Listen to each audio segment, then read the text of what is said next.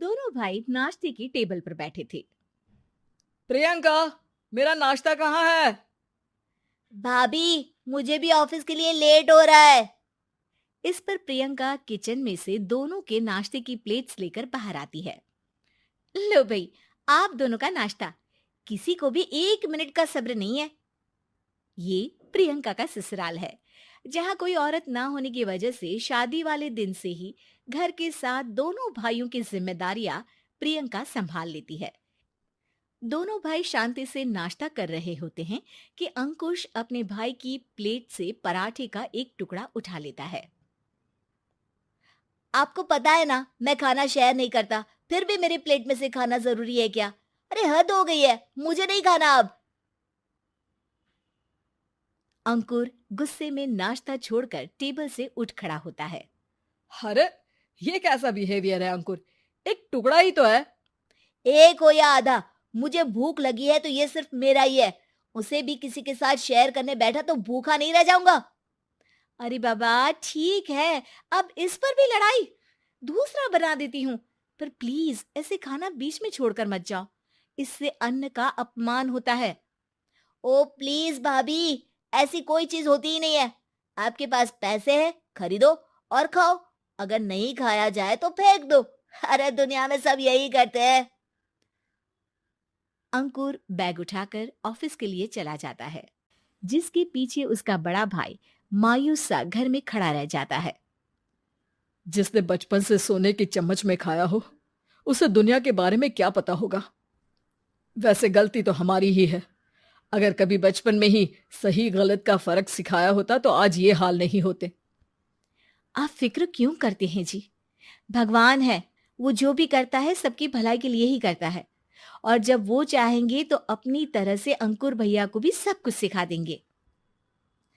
पत्नी की बात पर विश्वास कर अंकुश भी ऑफिस चला जाता है। सुबह से दोपहर होती है और अंकुर लंच करने ऑफिस के पास वाले रेस्टोरेंट में पहुंचता है, जहां वो एक साथ बहुत सारा खाना ऑर्डर कर देता है। सर, क्या कोई आपको ज्वाइन करने वाला है? नहीं तो क्यों? अब कुछ नहीं सर, ऐसे ही। वेटर चला जाता है और कुछ देर में अंकुर का ऑर्डर लेकर वापस आता है, जिस पर अंकुर सब डिशेस में से थोड़ा थोड़ा खाकर बाकी ऐसे ही छोड़कर बिल देकर चला जाता है। वाह भगवान, तेरी माया। कहीं कोई एक एक टुकड़े के लिए तरसता रहता है और ये 5 लोगों का खाना ऑर्डर करके एक का भी पूरा नहीं खाते। पैसे वालों की माया। वेटर टेबल साफ कर बचा हुआ सारा खाना लेकर रेस्टोरेंट के पीछे घूम रहे बच्चों के पास पहुंच जाता है, जिसे देख बच्चों के चेहरे खिल उठते हैं। वाह, आज इतना सारा खाना आया। थैंक यू भैया। भगवान आपको खाने की फैक्ट्री बना दे। अगर ये फैक्ट्री मेरी होती तो तुम लोगों को कभी किसी का झूठा बचा हुआ खाना नहीं खाना पड़ता। चलो तुम लोग खाओ, पर ध्यान रखो किसी को पता ना चले, नहीं तो मेरी नौकरी चली जाएगी। इसी के साथ दिन बीतता है और रात को दोनों भाई एक साथ घर पहुंचते हैं। कुछ देर में सब डिनर करने बैठते हैं, जहां अंकुश अंकुर को समझाने की कोशिश करता है। अंकुर, अगर हमें लाइफ में सब कुछ मिला है, इसका ये मतलब नहीं कि तुम उसका गलत फायदा उठाओ, बल्कि तुम्हें उसकी मदद से दूसरों को भी मदद करनी चाहिए। भैया, जिनके पास नहीं है उनकी वजह मैं तो नहीं ना। और ऐसे बहुत लोग हैं जिनके पास सब कुछ है। इसलिए अगर मैं एक इंसान कुछ नहीं करूंगा तो कोई फर्क नहीं पड़ने वाला। तुम्हारे भैया बस एक चीज समझाना चाहते हैं कि जिस चीज की हमारे पास कमी नहीं है, उसे बर्बाद करने से अच्छा है कि लोगों के साथ शेयर करें। इससे हम सिर्फ सामान नहीं, खुशियां भी बांटते हैं, और इसमें तुम्हारा ज्यादा कुछ तो जाएगा नहीं। भैया भाभी की बात सुन अंकुर कुछ बोले बिना उठकर चला जाता है। इसी तरह दिन बीतते रहते हैं, जिसमें अंकुश और प्रियंका कोशिश तो बहुत करते हैं, पर अंकुर पर किसी भी चीज का कोई असर नहीं पड़ता। एक दोपहर अंकुर सैंडविच खाते हुए सड़क के किनारे चल रहा होता है। तभी उसकी नजर आइसक्रीम वाले पर पड़ती है और वो सैंडविच सड़क किनारे फेंक आइसक्रीम खरीदने पहुंच जाता है। अब इसे कहते हैं जिंदगी का सुख। जैसे ही अंकुर आइसक्रीम लेकर पीछे मुड़ता है, तो एक आदमी को सड़क से वही सैंडविच उठाते हुए देखता है। वो आदमी बहुत कमजोर, गरीब, जैसे बहुत दिनों से खाना ना खाया हो वैसा लग रहा था। अंकुर उसके पास जाकर खड़ा हो जाता है। उसे देखकर आदमी सैंडविच अंकुर की तरफ कर देता है।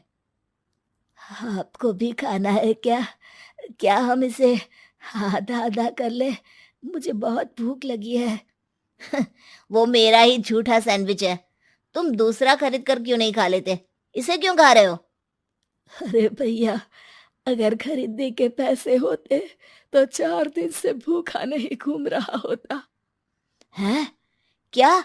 तुमने 4 दिन से कुछ नहीं खाया? फिर भी इस आधे सैंडविच को मेरे साथ बांटने के लिए तैयार हो गए?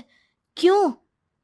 अरे भैया, पैसा नहीं है तो क्या हुआ, इंसानियत आज भी उतनी महंगी नहीं हुई, और ना ही उस पर अमीर गरीब का टैग लगा है जो हम उसे रख ना सके।